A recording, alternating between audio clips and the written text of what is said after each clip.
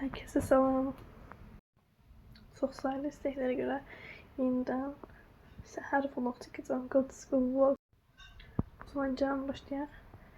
İyice durdum. Kulaklarımdan belli zaten. Evet, hemen telefon götürdüm ve başladım. Şimdi duran hemen yerimi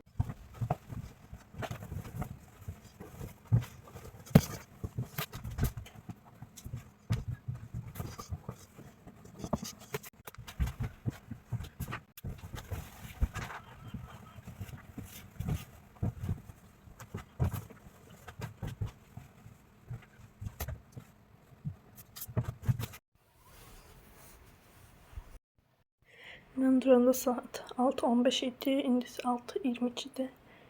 Gideyim. Erzurum'u dişimi falan yiyeyim. Sonra gelin.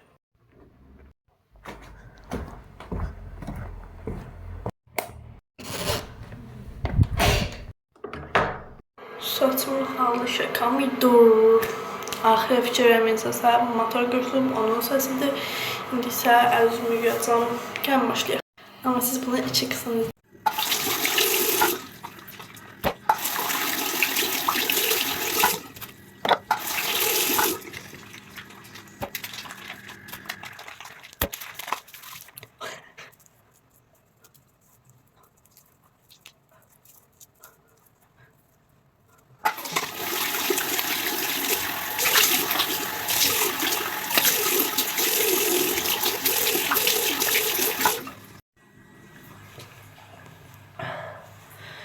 Gözüm yanıyor. Döndüre. Gözüm yandı.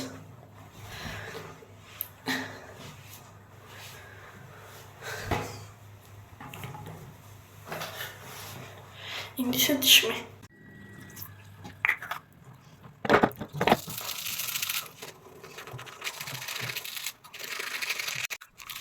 Dışarıda kalsın. Stolun üstünü yapıştırım indi. Halına bakın ya Rabbim. Ne günah sarmışam stolun üstünü. İndi yığıştırım ben.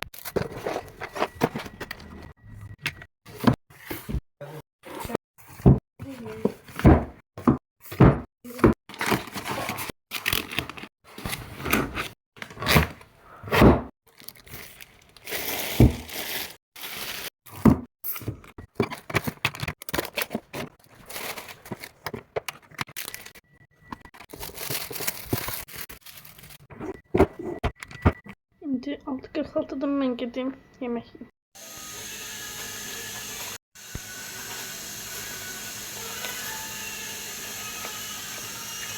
Arkadaşlar benim saçlarım da hazırdı. Bu şekilde. Şimdi burada paltolarım var. Onları yığıştırırım.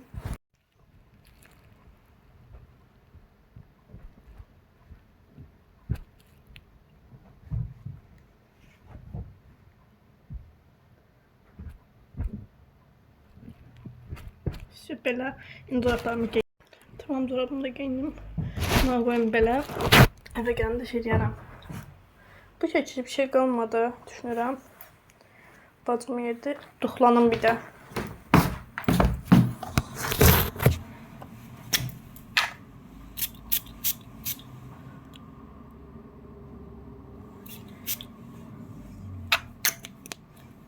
Özümə baxırdım müddət gözgüdən. Hazır. Buna bakın, çok tatlıdır. Şimdi ayakkabılarımı giyineceğim. Ama çıksa da ses düşmüş. Şöyle ama gırgır gırgır şöyle. Çünkü test edilen şey var. Şu saniye. Ayakkabımı giyineceğim. Sıkılmasına giydiğinde. Aha. Ama sıkılmasına giydiğinde test edeceğim. Orada konuşacağım çıksam. Yüzüme de koyacağım. Bak ya şey koyacağım. Şey iki koyacağım. Ele değdi. Sadece gene efekti. Görünsene doğru efekti hani. Kültür de var. Ulduz da var. Onları ispat edelim. Kısa videolarda onları ispat edelim. Uzun videolarda şey hemen isim efekti. Bakın da bazen aydın efekti. Neyi?